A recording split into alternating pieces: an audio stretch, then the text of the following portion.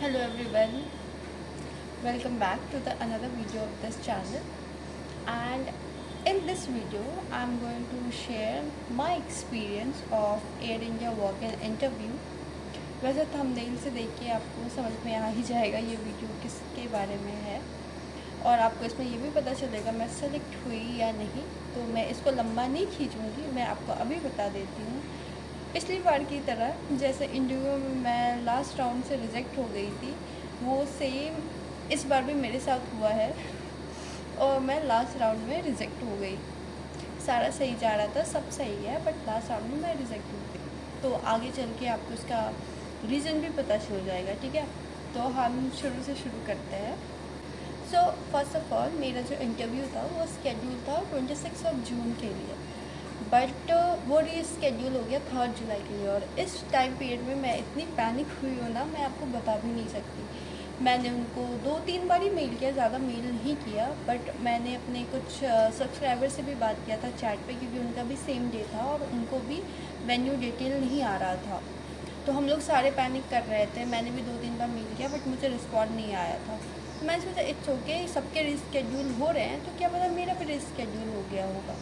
तो 26 जून जिस दिन मेरा इंटरव्यू होने वाला था, एग्जैक्टली उस दिन ही मैंने उनको सुबह सुबह मेल किया कि sir I am still interested in this position, so if this interview is going to be continued then do let me know, because I have to arrange my transports and everything else. तो ये mail मैंने उनको किया और मुझे 26 के दिन ही 9 बजे के आसपास सुबह में उनका रिप्लाई आता है, I am so sorry ma'am, but आपका जो ये कैबिन क्रू इंटरव्यू का जो डेट है वो रीस्केड्यूल हो गया 3 जुलाई के लिए हो गया है। तो मैं तो प्रिपेयर थी कि रीस्केड्यूल हो सकता है उसके लिए। तो मैंने फिर जब ये मुझे पता चल गया तो मैंने फटाफट अपना ट्रैवल का बुकिंग कर लिया, अपने रहने का बुकिंग कर लिया, सारा कुछ कर लिया, ठीक है। और मैं प्रिपेयर भी कर रही थी अपने आप को। तो मुझे ना थोड़ा ऐसा ऐसा होता है ना, एज अ गर्ल मुझे थोड़ा ट्रैवल करने में रात में थोड़ा अकेले अनकंफर्टेबल लगता है।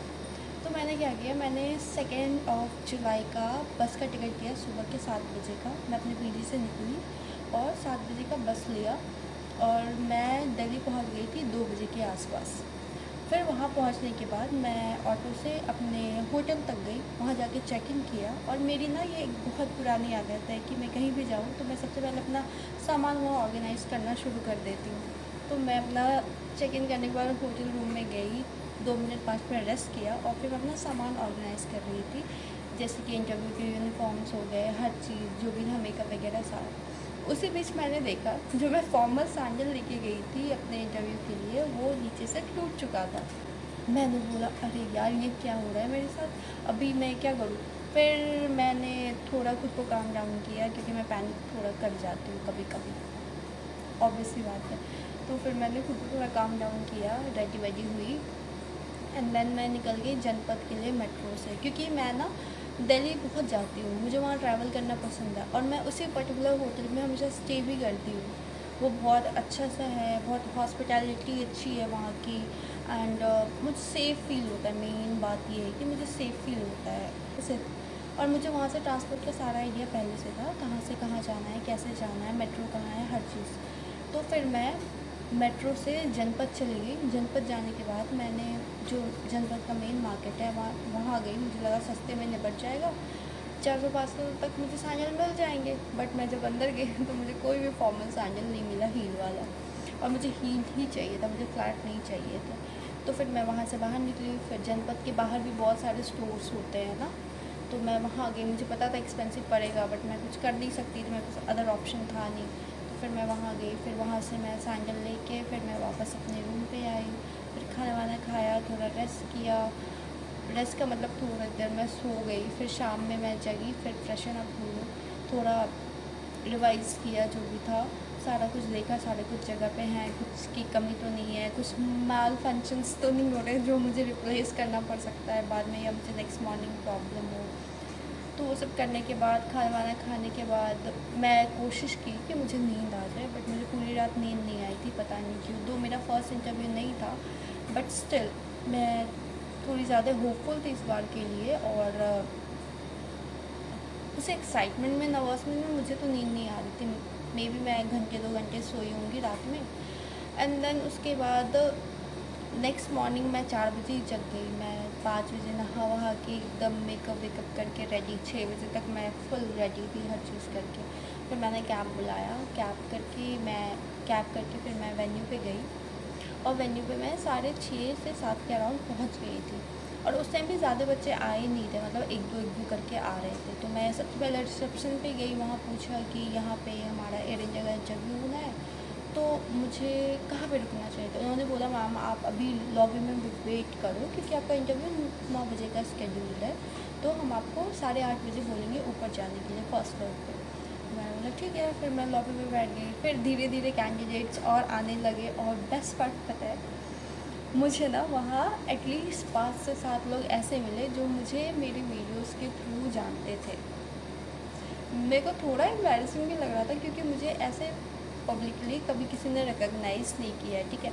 और जब ये फ़र्स्ट टाइम हो ना आपके साथ, तो वो अच्छा भी लगता है, पर थोड़ी सी शर्म ये सब मिल के थोड़ा एम्बैरेसमेंट सा भी हो जाता है।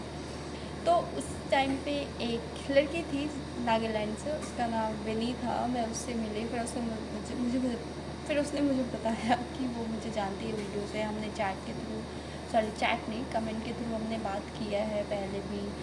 और मुझे ये सुन के अच्छा लगा कि मेरी वजह से उसकी थोड़ी सी हेल्प हो गई थी। तो फिर मुझे तो अच्छे फीडबैक्स मिले, जो भी मुझे कैंडिडेट्स वहाँ मिले उन्होंने बताया कि मेरी वीडियो की वजह से उन्हें थोड़ा थोड़ा तो हेल्प हुआ था। तो मैं खुश भी थी कि हाँ चलो मैं कुछ तो अच्छा कर रही हूँ, सेलेक्ट नहीं हो रही हूँ, एटलीस्ट कुछ तो अच्छा कर रही हूँ। तो इस बात की खुशी थी मुझे। तो फिर 7:30 के अराउंड ही या 8 बजे के अराउंड ही फिर रिसेप्शनिस्ट ने हमें बोल दिया था कि मैम आप लोग फर्स्ट फ्लोर पे जाके वेट करो, क्योंकि इंटरव्यू वही होना है, सारा अरेंजमेंट वहीं पे है। तो फिर हम फर्स्ट फ्लोर पे गए लिफ्ट से। जब हम एक बड़े से रूम में एंटर करते हैं, वहाँ पे गाइड करने के लिए लोग खड़े थे, वो होटल के ही थे वर्कर्स। तो उन्होंने मुझे कहा, हम लोगों को गाइड किया। हम लोग उस रूम में गए, वहाँ पे बहुत सारे चेयर्स ऑलरेडी प्रिपेयर थे कैंडिडेट्स के लिए, और फ्रंट में 4 चेयर्स एंड टेबल प्रिपेयर थे एचआर्स के लिए। तो हमें लगा चारों राउंड यहीं पे होगा, हम सारे कंफ्यूज थे। और 8:30 या 8 बजे के अराउंड एचआर्स भी आने शुरू हो गए थे। वो बहुत पंचुअल है, वेरी डिसिप्लिन, वेरी पंचुअल। और इनसे पता चलता है कि एयर इंडिया इतना ओल्डेस्ट रनिंग एयरलाइन क्यों है हमारे कंट्री का। लाइक अगर आप मुझे कंपेयर करने बोलोगे ना इंडिगो का और एयर इंडिया का, then Air India is far more discipline, well organise, on time and to the point. तो नहीं बोल सकती कि वो एक भी स्टेप उनका रैंडम नहीं था, हर चीज़ प्री डिसाइडेड एक्यूरेट था। तो जब हम लोग वहाँ पे उस रूम में गए, हमें इस साइड बैठना था और आगे 4 चेयर और टेबल लगे थे। हमें लगा सारे राउंड यही होंगे, ये कैसे हो सकता है, ये वो। फिर मेडिकल टीम आ गई, वो भी हाइट मेज़रमेंट करने के लिए जगह ढूंढने लगी जहाँ वो अच्छे से मेज़र कर पाएँ, अपना इक्विपमेंट सेटअप कर पाएँ। फिर उसके बाद वहाँ पे 4 रूम थे, जिसमें हमें टर्न अराउंड होके जाना था बार बार। पहला था वेटिंग एरिया, दूसरा था बीएमआई वाला रूम, तीसरा था पीआई वाला, चौथा था मेडिकल वाला, और जो हमारा लास्ट हुआ था वो बेसमेंट में नीचे हुआ था। तो टोटल 5 थे अलॉटेड। तो फिर हम लोग वेटिंग एरिया में बैठे हुए थे, एचआर्स आ रहे थे, अपनी अपनी जगह ले रहे थे।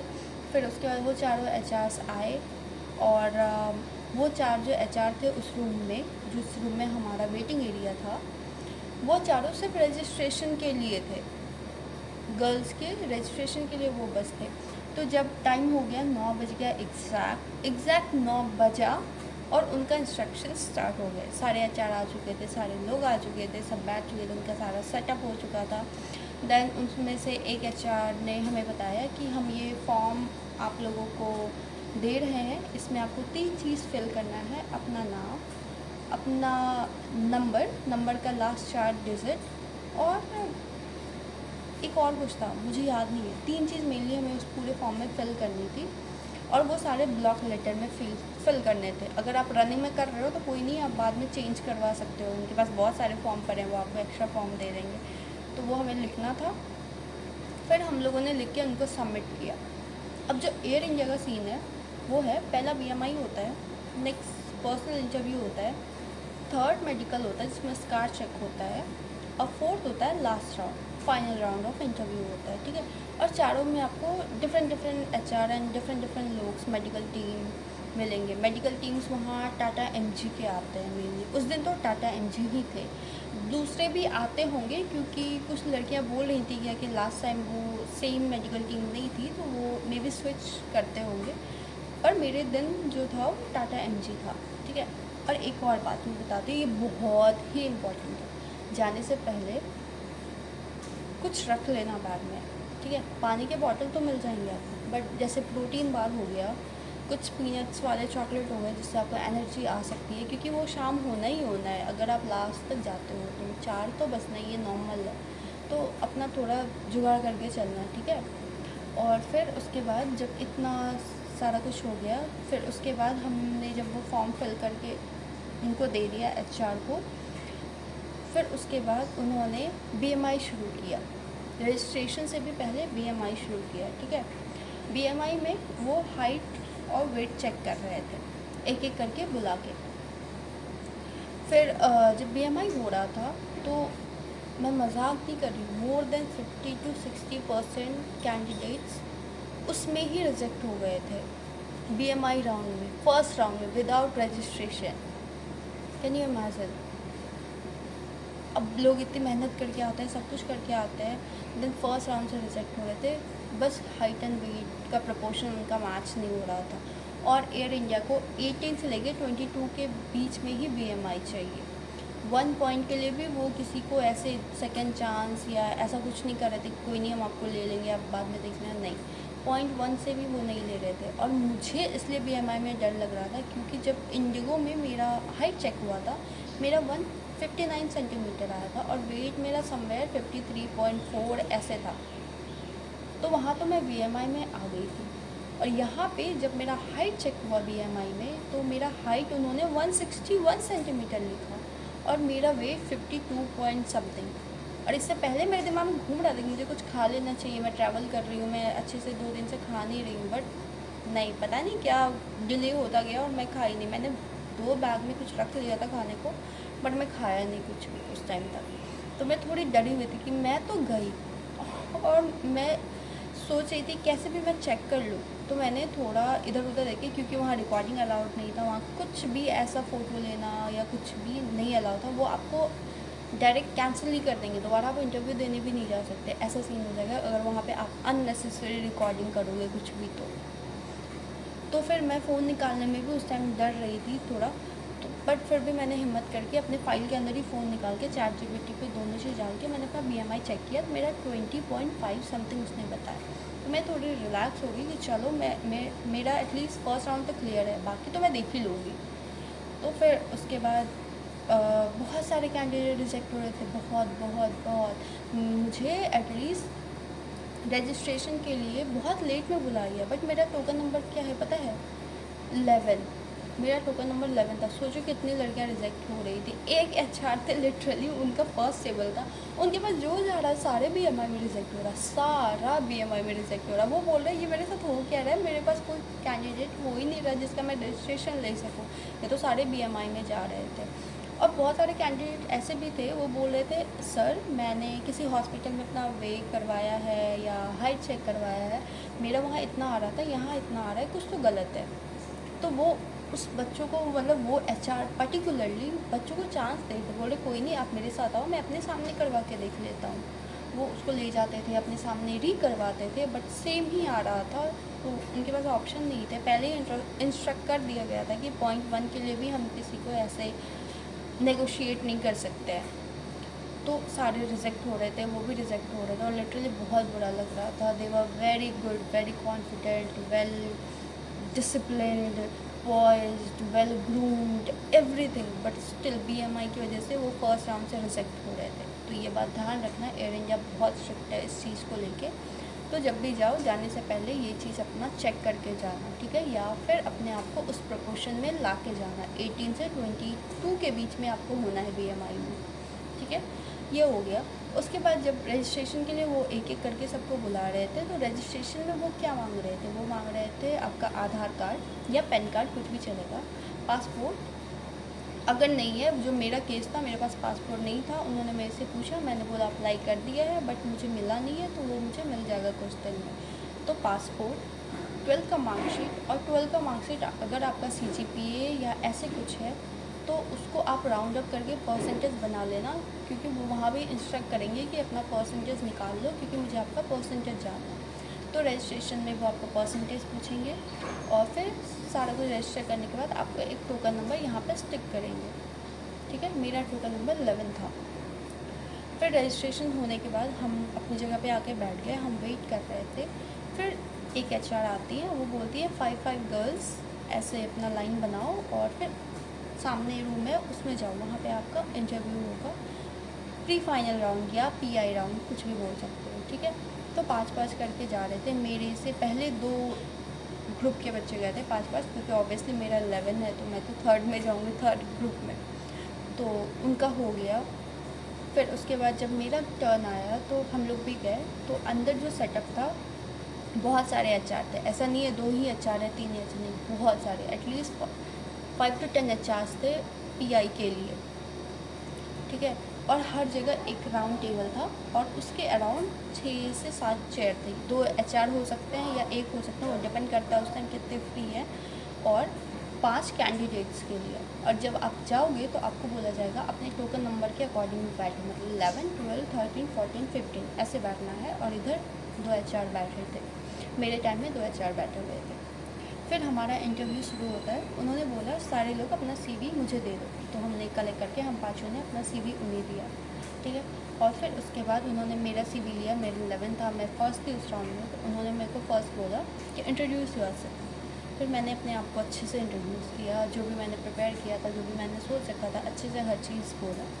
देन उन्होंने मुझे सेल्फ इंट्रोडक्शन में से ही क्रॉस क्वेश्चन किया, Y cabin crew, you have master's degree and you are teaching as an English mentor on online platform, then why you want to become a cabin crew?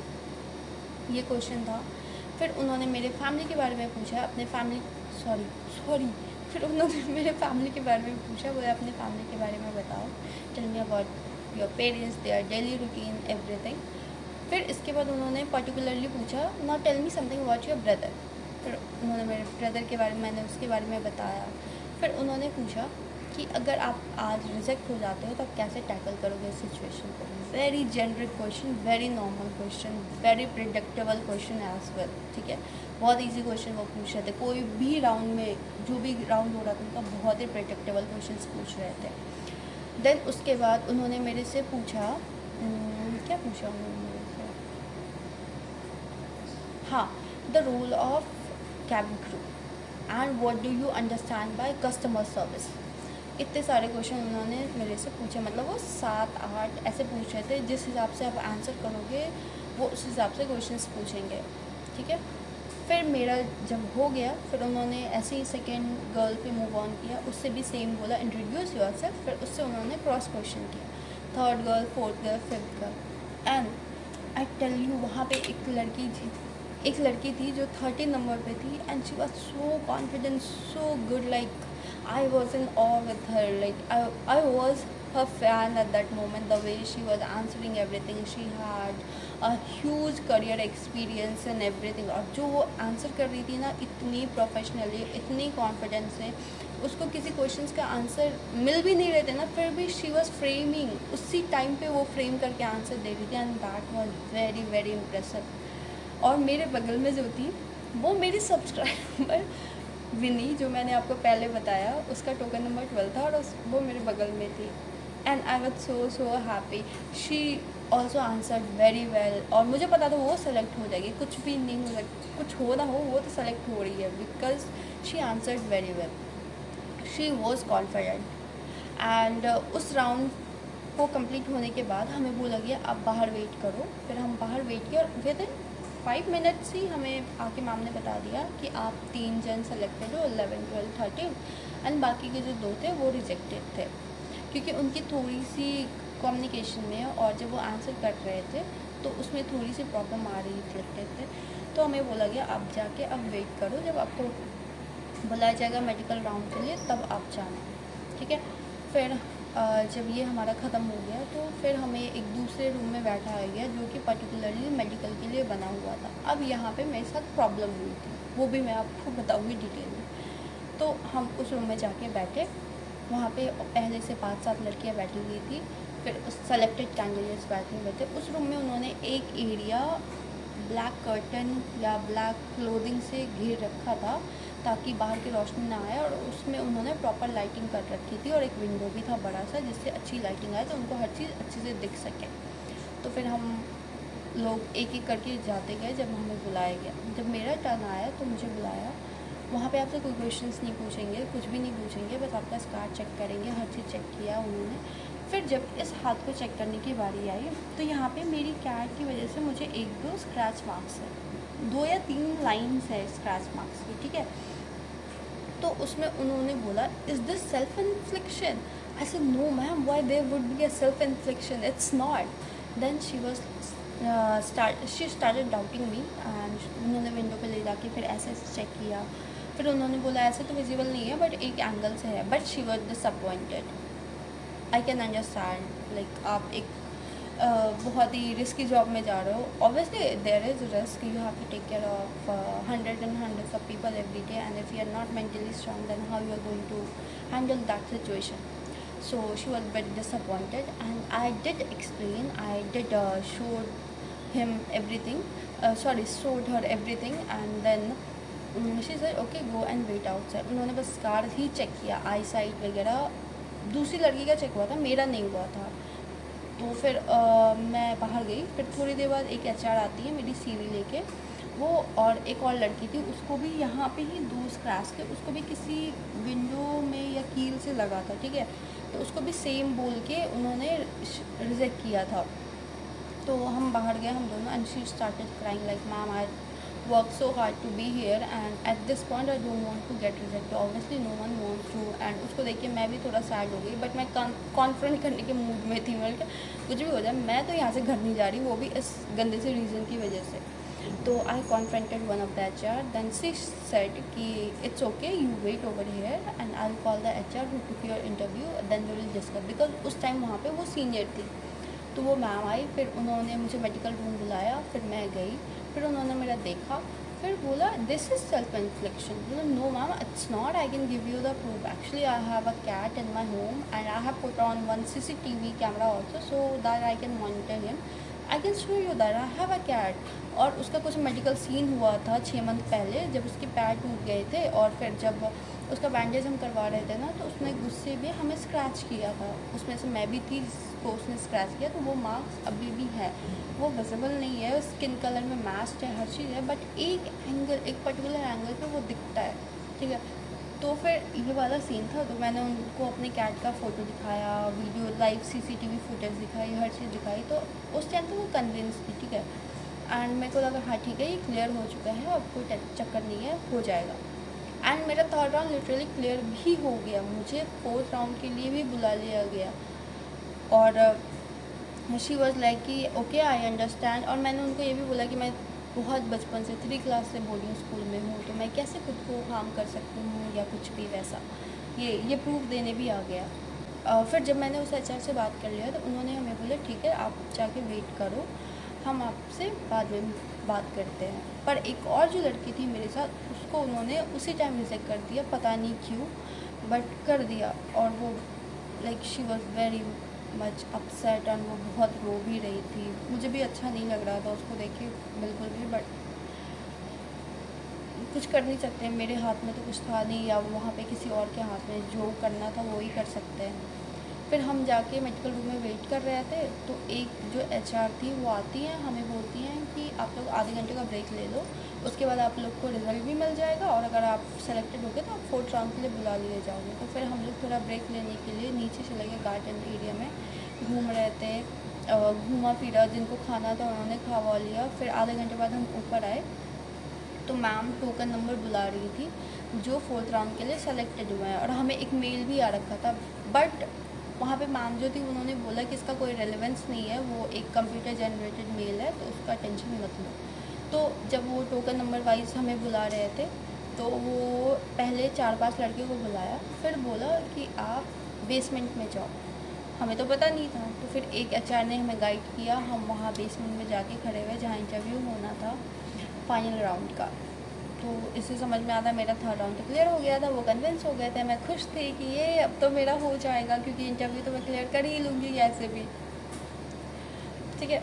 तो फिर उसके बाद हम वहाँ गए, हम वहाँ बैठे हुए थे, और जो फोर्थ राउंड की एचआर थी ना, वो थोड़ी हायर अथॉरिटी थी। लाइक वो जो ऑरा होता है ना, आप फील कर सकते हो किसी बड़े आदमी के सामने बैठ के, उनका वो था। She was very very good, very confident, very pretty, well dress and everything. उन्होंने सिंपल वाइट सूट डाल रखा था, but still you can feel her, like feel her aura, feel her power. वैसा पर्सनैलिटी था मैम का।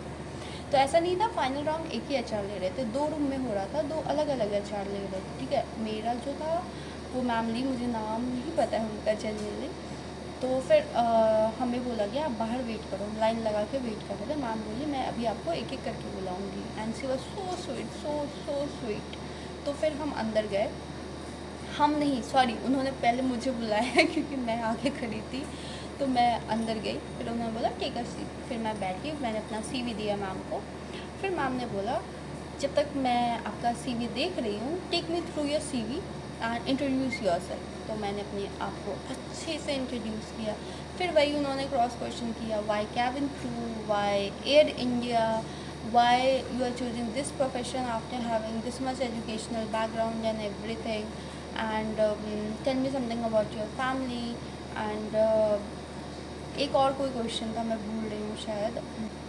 हाँ, have you given interview anywhere else, ये भी मेरे से पूछा। तो मैंने बोला था नहीं, मैंने नहीं दिया है, क्योंकि मैं कोई चांस नहीं लेना चाहती थी, या मैंने वो मेरी गलती थी, या मैंने क्या किया मुझे नहीं पता, बट मैंने बोला नहीं, मैंने नहीं दिया है, मेरा ये फर्स्ट इंटरव्यू है, ऐसे मैंने उनको ऐसे बोला।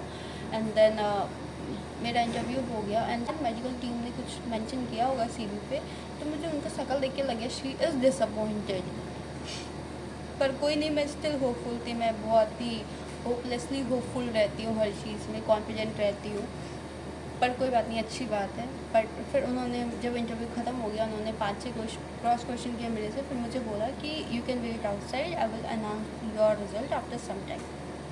फिर हम बाहर वेट ही कर रहे थे, तो मैम बाहर निकल के बोलती हैं आप यहाँ वेट मत करो, आप जहाँ पहले थे वेटिंग एरिया में वहाँ पे वेट करो, वहाँ आपको रिज़ल्ट मिलेगा। फिर हम वहाँ गए, वेट करे। विनी का भी हो गया था, जो मेरी फ्रेंड बनी थी वहाँ पे, और जो मेरे को पहले से जानती थी, but I got to know her over there, so I had such a good feeling about that। तो हमारा भी हो गया था, और जो वो 13 नंबर की थी उनका भी हो गया था फोर्थ राउंड। तो हम तीनों फोर्थ राउंड अपना दे के वहाँ पे बैठे हुए थे, और हमने ऑलमोस्ट 1 घंटा वेट किया। 1 घंटे बाद एक एचआर आती हैं, सेम इंडिगो की तरह एचआर आती हैं, बोलते हैं अंजलि आनंद कम आपसे। लग गई मेरी, हो गया मेरा। अब तो मैं सेलेक्टेड नहीं हूँ, बट स्टिल थोड़ा तो होप था कि मे बी मैं पहली लड़की हूँ जो सेलेक्टेड है, तो मेरा वो होपलेस होप का आप कुछ नहीं कर सकते हो, मैं कुछ ज़्यादा ही होपफुल रहती हूँ। तो फिर उसके बाद मुझे बुलाया, और फिर मुझे बोला कि Anjali you can leave for the day, if you will be selected you will get a mail within 48 hours from our side. मुझे पता था ये क्या है, मतलब मैं रिजेक्टेड हूँ, मैंने तो पहले से सारा कुछ सर्च वर्च कर रखा था। तो मैंने उनसे डायरेक्ट पूछा, ma'am actually I need a feedback, can you tell me why I am disqualified. She was like कि who said you are disqualified, for some candidature sometimes HR takes more time than required, so that's why we don't ask people to leave because they have to travel or some other responsibility they have in their hand, so that's why we ask them to go। तो जब उनको feedback नहीं देना था तो मैं क्या कर सकती हूँ, मैंने कुछ नहीं बोला, मैं वहाँ से अपना ऐसे फेस लेके स्माइल करके आ गई। बट उसके बाद मैं नीचे आई, मैं वॉशरूम में गई, उसमें बहुत रोई, क्योंकि मैं डिसअपॉइंटेड तो थी, इंसान हूँ, डिसअपॉइंटेड होंगी, ऑब्वियस सी बात है। और मुझे एक क्लैरिटी मिल गया था, शायद मैं इसकी वजह से ही इंटरव्यू में भी रिजेक्ट हुई थी। दो मुझे कोई क्वेश्चन नहीं किया गया था वहाँ पे, बट एयर इंडिया मेरे को क्वेश्चन किया गया था, बट मेरे को अप्रूवल भी मिल गया था, बट स्टिल मुझे रिजेक्ट किया गया। मे बी इसके वजह से ही हुई हूँ मैं रिजेक्ट, क्योंकि मेरा कम्युनिकेशन अच्छा था, मेरा प्रेजेंटेशन अच्छा था, मैं खुद को अच्छे से रेडी करके गई थी, तो ये स्कार का प्रॉब्लम था, ठीक है। तो ऐसा सा मेरा जर्नी था। फिर मैं वहाँ पे रो धो के मम्मा को कॉल करके मम्मा के पास रो के खुद का डिसअपॉइंटमेंट दिखा के हर चीज़ करके फिर मैं वहाँ से अपना ड्रेस जो था फॉर्मल अटायर उसको चेंज करके थोड़े कैजुअल जीन्स टॉप पहनी और फिर मैं बाहर आई। फिर मैं कैब लेके अपने होटल आ गई और नेक्स्ट डे मेरा रिटर्निंग टिकट था मॉर्निंग का, क्योंकि मुझे रात में ट्रैवल करना नहीं अच्छा लगता अकेले तो इसलिए मैंने थोड़ा सेफ हैंड में टाइम लेके नेक्स्ट डे मॉर्निंग का गया था। तो फिर मैं 4th को फिर मैं वहाँ से रिटर्न हो गई थी और मुझे पता था मुझे कोई मेल वेल नहीं आने वाला। फिर विनी ने भी मुझे टेक्स्ट किया कि उसको भी सेम चीज़ बोला गया है, तो इज़ देयर एनी चांसेस। तो मैंने तो उसका सपना ऐसे ही तोड़ दिया उसको बोल के कि नहीं, वो रिजेक्शन ही होता है, नहीं आएगा। तो फिर उसने बोला चलो कोई नहीं, we will try again in future together. तो मैंने बोला देखते हैं, लेट्स सी। फिर उसके बाद वो हो गया, फिर मैं वापस आ गई। तो ये था मेरा ओवरऑल एयर इंडिया का जर्नी। अब अगर लास्ट में मुझे कंक्लूड करना होगा तो air India is very particular about BMI, ठीक है। उनको कुछ भी नहीं चाहिए, ऐसे बड़ा सा घुमा फिरा के क्वेश्चन भी नहीं पूछेंगे, बहुत इजी क्वेश्चन पूछेंगे, बहुत सटल क्वेश्चन पूछेंगे। वो क्वेश्चन जो आप दिन रात सुनते हो, अगर आप कैबिन क्रू एस्पिरेंट हो तो आपको गूगल पे, पिंटरेस्ट पे, यूट्यूब पे हर जगह मिल जाएगा, इंस्टाग्राम पे। तो वो नॉर्मल क्वेश्चंस पूछते हैं, वो बस आपका कॉन्फिडेंट वॉइस और आपके स्कार्स ऑब्वियसली चेक करना चाहते हैं और आप फिट हो या नहीं उस रोल के लिए। सबसे इम्पॉर्टेंट पॉइंट BMI। जब भी जाओ इंटरव्यू देने के लिए अपना BMI अच्छे से चेक करके जाना। कैलकुलेट नहीं कर रहे हो, ChatGPT से कैलकुलेट करवा के जाना, पर ऐसे ही मत जाना। मैं नहीं चाहती हूँ, मैंने जो गर्ल्स को फेस करते हुए देखा है कोई और भी फेस करे, क्योंकि बहुत बुरा लगता है। अपना मेहनत करके जा रहे हो, सुबह सुबह उठ के रेडी वेडी होके पता नहीं क्या क्या करके कितने कितने दूर से आके आप इंटरव्यू देने जा रहे हो और BMI में रिजेक्ट हो गए, गलत बात। इसलिए अपना BMI अच्छे से चेक करके जाना, ठीक है। खाने के लिए कुछ रख लेना और बस कॉन्फिडेंट रहना, बाकी कुछ नहीं चाहिए। इंडिगो में आपको थोड़ा डाउट भी होगा कि क्या पता घुमा के ये पूछ लिया वो पूछ लिया ऐसा। एयर इंडिया बहुत ही डायरेक्ट था। इंडिगो में मैंने जो नोटिस किया, ये मेरा एक्सपीरियंस है, मे बी बस उस दिन के लिए उनसे वो हुआ होगा, बट इंडिगो उतना पंचुअल भी नहीं था, उनका कुछ भी वेल ऑर्गेनाइज नहीं था उस वक्त। बट एयर इंडिया का हर चीज़ वेल ऑर्गेनाइज था, बहुत ही पंचुअल था, एक एक चीज़ टू द पॉइंट था, कुछ भी कहीं से मिसिंग पॉइंट आप निकाल ही नहीं सकते हो। और मुझे तो बहुत अच्छा लगा वो इंटरव्यू अटेंड करके, जितने प्रोफेशनल थे वो लोग। और एक भी HR ना आपको डराएंगे नहीं, they will keep on motivating you. अगर आप फंबल कर रहे हो, आप बोलते हुए शिवर भी कर रहे हो, डजेंट मैटर। मैं भी फंबल किया था, मैंने स्पॉन्टेनियस को पता नहीं क्या ही बोला था, मैं बहुत गंदा फंबल हुई थी, बट उन्होंने फिर भी मुझे सेलेक्ट किया क्योंकि मैं वहाँ पे रुकी नहीं, मैंने दूसरा वर्ड ढूंढा, उसको बोला, आंसर कंटिन्यू रखा। और भी कैंडिडेट्स थे जो डर रहे थे थोड़ा, बट उनके आंसर्स अच्छे थे, उनको पता है क्या करना है, उनको पता है अगर मैं एक जगह स्लिप आउट हो गई कोई बात नहीं, मैं नेक्स्ट पॉइंट पे अपने आप को इम्प्रूव कर लूँगी, मैं नेक्स्ट प्लेस पे अपने आप को अच्छे से प्रेजेंट कर लूँगी। तो वो सेलेक्ट हो गए, ठीक है। तो कॉन्फिडेंट रहो, कहीं फंबल भी होते हो कोई बात नहीं, उसको कंटिन्यू रखो और अपना आंसर अच्छे से ख़त्म करो, ठीक है। और क्या बोलूँ, और तो कुछ है नहीं। फिर आप लोग भी बोलोगे क्या लड़की है भाई, जब जाती है 4th राउंड से रिजेक्ट होके आ जाते हैं, फिर हमें आके ज्ञान देती है। पर कोई बात नहीं, होता है, मैंने भी बहुत रिग्रेट किया ये वो जो भी था, बट इट्स ओके, लाइफ है, कुछ नहीं कर सकते हैं, ठीक है। चलो अब एक न्यूज़ है जो मैं आप लोगों को देना चाहती हूँ, क्योंकि मैं नहीं चाहती हूँ कि मैं झूठ बोलूँ कुछ भी या लोग मेरे से उम्मीद लगा के रखें, बट मैं बस व्यूज़ के लिए या लाइक्स के लिए या सब्सक्राइबर्स के लिए कुछ भी गलत पोर्ट्रे करूँ या खुद को गलत प्रेजेंट करूँ, ठीक है। तो द सीन इज़ कि मैंने ये पहले भी बताया था कि मुझे घर जाना है ये वो, तो मैं अभी घर जा रही हूँ, इस मंथ के एंड पे मैं अपने घर चली जाऊँगी एंड मैं मेनली 6 मंथ तक वापस नहीं आऊँगी, कहीं नहीं जाऊँगी 6 मंथ तक। मुझे घर पे थोड़ा स्टे करना है अपने फैमिली के साथ, तो ये सीन है। तो 6 मंथ्स तक तो मैं किसी भी इंटरव्यू में पार्टिसिपेट कैबिन क्रू का नहीं करूँगी एंड इन फ्यूचर भी ऐसा कुछ श्योरिटी नहीं है कि मैं इस बात पे कंटिन्यू रहूँगी, ठीक है।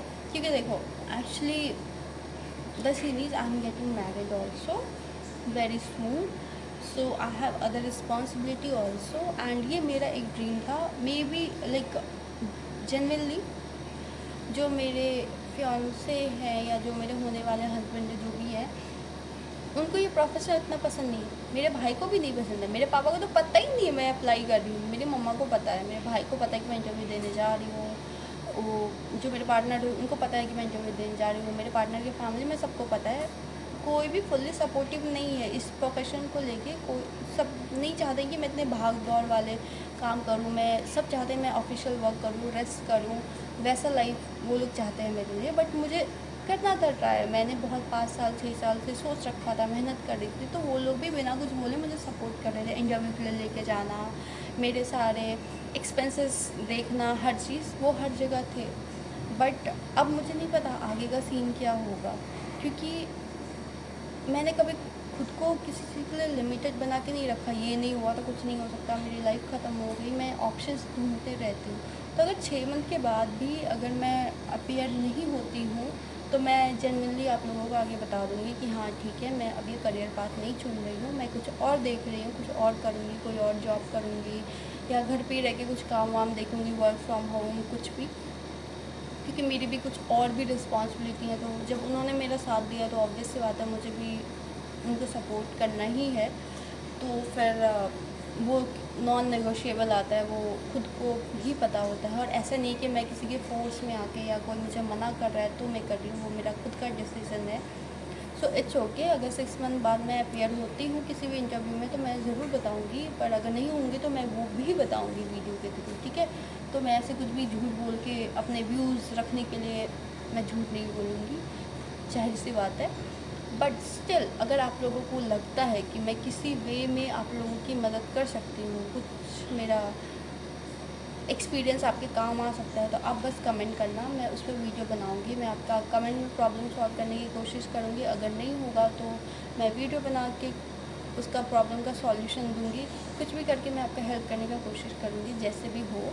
एंड आपको अगर मेरे से कोई भी हेल्प चाहिए कम्युनिकेशन स्किल में या किसी और भी चीज़ में, तो मुझे बस कमेंट कर देना, मैं उस पर वीडियो बनाऊँगी। और मैं कंटिन्यू रहूँगी यूट्यूब पे, ये नहीं तो कुछ और तो डालूँगी, या आपके रिकमेंडेशन से वीडियो डालूँगी जिससे आपको थोड़ा मदद मिल सके। एंड बस यही आज के वीडियो में यही है, मुझे अपना एक्सपीरियंस शेयर करना था, मुझे अपना आगे का प्लान शेयर करना था।